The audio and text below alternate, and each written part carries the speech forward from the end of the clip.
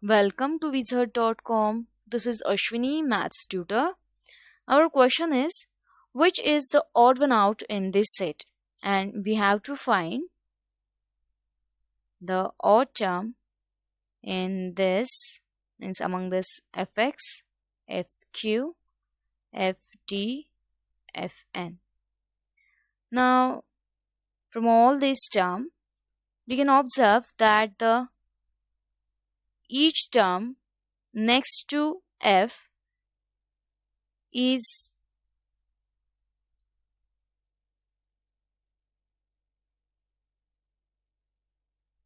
next to f that, so only fd is in reverse order.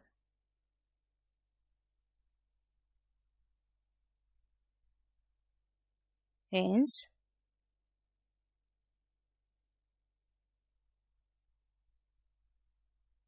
fd is odd one out. So our correct option is option B.